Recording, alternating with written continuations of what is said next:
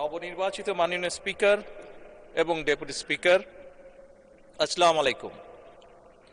আপনারা গণতন্ত্রকামী জনগণের রক্ত ঋণে প্রতিষ্ঠিত এই মহান জাতীয় সংসদের স্পিকার, ডেপুটি স্পিকার নির্বাচিত হয়েছেন। আপনাদেরকে প্রাণ ঢালা অভিনন্দন। আজ থেকে আপনারা আর কোনো দলের নন, এই মহান জাতীয় সংসদের স্পিকার। আজ থেকে এই মহান সংসদের নির্বাচিত প্রত্যেক সদস্য আপনাদের চোখে সমান। আপনারা এই সংসদের অভিভাবক।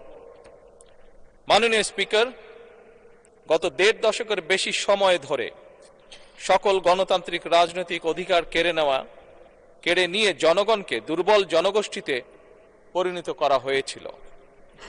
মহান জাতীয় সংসদকে মানুষের অধিকার লুণ্ঠনকারীদের ক্লাবে পরিণত করা হয়েছিল। বিগত ১.৫ দশকে যারা নিজেদেরকে এমপি পরিচয় দিয়েছিল তারা কেউ জনগণের ভোটে নির্বাচিত ছিল না।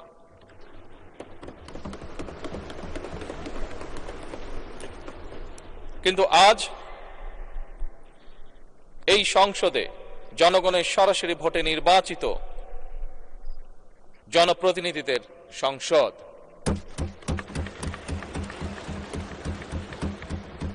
আজকের এই সংসদ বাংলাদেশের জনগণের সংসদ। আপনারা আজ এই মহান সংসদের অভিভাবকের দায়িত্ব গ্রহণ করেছেন। দেশের স্বাধীনতা প্রিয় গণতান্ত্রিকামী মানুষ এই সংসদের দিকে প্রত্যাশা নিয়ে তাকিয়ে রয়েছে। মাননীয় স্পিকার, দেশ এবং জনগণের স্বার্থে আমরা এই সংসদকে অর্থবহ করতে চাই। বিরোধিতার জন্য বিরোধিতা নয়, বরং শানিত যুক্তিতর্কের মাধ্যমে আমরা এই সংসদকে প্রাণবন্ত করে তুলতে চাই। এই ক্ষেত্রে আপনাদের ভূমিকা সর্বাধিক। এই সংসদের সদস্য হিসাবে জাতীয় সংসদ পরিচালনায় আমরা আমাদের পক্ষ থেকে আপনাদেরকে সর্বোচ্চ সহযোগিতা করব ইনশাআল্লাহ। আপনাদের এই নতুন ভূমিকার জন্য সকল সংসদ সদস্যের পক্ষ থেকে আবারও আপনাদেরকে জানাই শুভেচ্ছা, অভিনন্দন এবং ধন্যবাদ। মাননীয় স্পিকার, মহান রব্বুল আলামিনের দরবারে আমরা কামনা করি এই মহান সংসদ সাফল্য কামনা করে আমার শুভেচ্ছা বক্তব্য শেষ করছি। আল্লাহ হাফেজ। বাংলাদেশ জিন্দাবাদ। ধন্যবাদ সংসদ নেতা।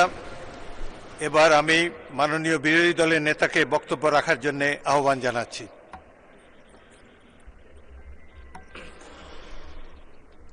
আলহামদুলিল্লাহ রাব্বিল আলামিন ওয়াসসালাতু ওয়াসসালামু আলা রাসূলিহিল কারীম ওয়া আলা আলিহি ওয়া সাহবিহি ওয়া আহলি বাইতি আজমাইন। মাননীয় স্পিকার, আমাকে সুযোগ করে দেওয়ার জন্য আপনাকে অসংখ্য ধন্যবাদ। আমি সর্বপ্রথম মহান আল্লাহ তাআলার শুকরিয়া আদায় করছি। আপনাকে ধন্যবাদ জ্ঞাপন করার পাশাপাশি সারা দেশবাসী এবং বিশেষ করে আমার নির্বাচনী এলাকার সম্মানিত জনগণকে ধন্যবাদ এবং কৃতজ্ঞতা জ্ঞাপন করছি। তারাই আমাকে এবং আমাদেরকে এখানে কথা বলার সুযোগ করে দিয়েছেন তাদের মূল্যবান ভোটের মাধ্যমে। আমি গভীর শ্রদ্ধার সাথে স্মরণ করছি 47, 52, 71, 90 শাপলা চত্বরে সম্মানিত শহীদবৃন্দকে এবং ফ্যাসিস্ট আমলে 15.5 বৎসর যারা নির্যাতিত হয়ে দুনিয়া থেকে বিদায় নিয়েছেন, লড়াই করেছেন, আহত হয়েছেন, পঙ্গু হয়েছেন, আয়নাগরের বন্দী হয়েছেন, বিভিন্নভাবে যারা নিগৃহীত হয়েছেন, বিশেষভাবে আমি গভীর শ্রদ্ধার সাথে স্মরণ করছি 24 জুলাই যারা বুক চিতিয়ে লড়াই করে আমাদেরকে আজকের এই সংসদ গঠন করার সুযোগ তৈরি করে দিয়েছেন। তাদের মধ্যে যারা নির্যাতিত হয়ে দুনিয়া থেকে বিদায় নিয়েছেন, মহান রব্বুল আলামিনের দরবারে দোয়া করি আল্লাহ তাদের সকলকে শহীদ হিসাবে কবুল করুন। যারা আহত পঙ্গু হয়েছেন, আল্লাহ তাদেরকে সুস্থতার নিয়ামত দান করুন। আমরা সকলের প্রতি গভীর শ্রদ্ধাশীল, কৃতজ্ঞ, ঋণী। আজকের এই সংসদ গতানুগতিক কোনো সংসদ নয়, এটা 24-এর রক্তের উপর দাঁড়িয়ে থাকা একটি সংসদ। আজকে আপনি মহান সংসদের স্পিকার বা অভিভাবক নির্বাচিত হয়েছেন এবং আপনার সাথে ডেপুটি স্পিকার হিসেবে জনাব কায়সার কামাল সাহেব নির্বাচিত হয়েছেন। আমরা দুইজনকেই অভিনন্দন জানাই।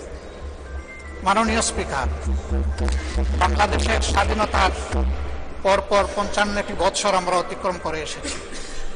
এই দেশের সংসদ এবং সংসদীয় রাজনীতি সত্যিকার অর্থে খুব কম সময়ে কার্যকর ছিল। অল্প যেটুকু সময় ছিল জনগণ তার সুবিধা পেয়েছে।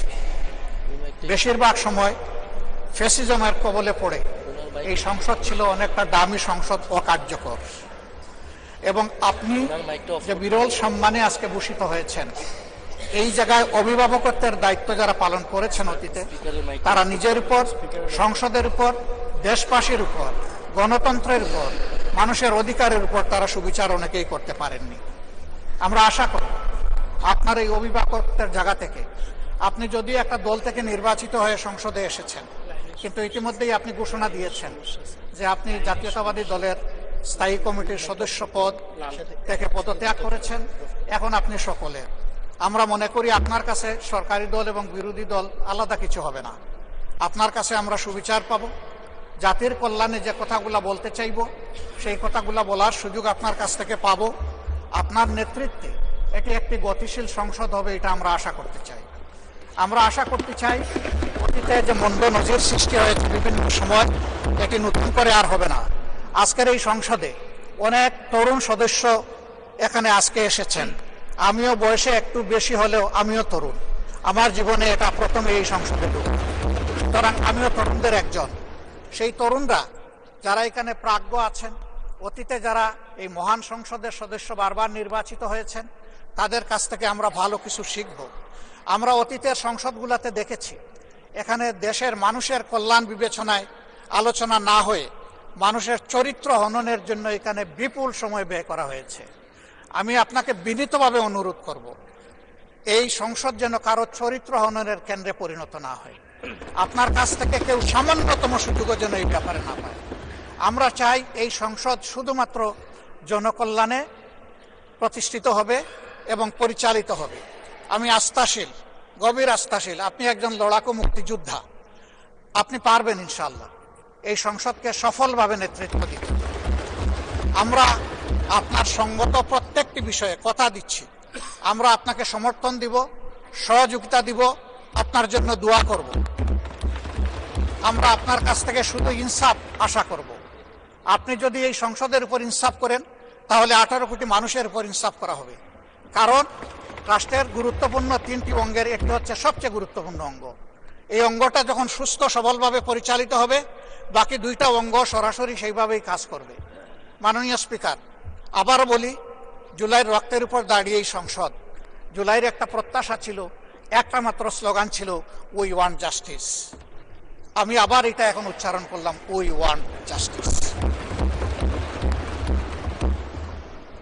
আপনার মাধ্যমে সমাজের সকল অসঙ্গতি, অন্যায়, অপরাধ, দুর্বৃত্তপনা, এটা রাজনৈতিক হোক, অর্থনৈতিক হোক, সাংস্কৃতিক হোক, এই সবগুলার অবসান ঘটবে এই সংসদকে কেন্দ্র করে। এই প্রত্যাশা ব্যক্ত করে আমি আপনার সুস্বাস্থ্য, দীর্ঘ হায়াত কামনা করছি এবং সফল নেতৃত্ব আমি কামনা করছি, যে আপনি অভিভাবক হিসাবে ইনশাআল্লাহ সফলভাবে নেতৃত্ব দিবেন। আল্লাহ হাফিজ। আসসালামু আলাইকুম রহমতুল্লাহ।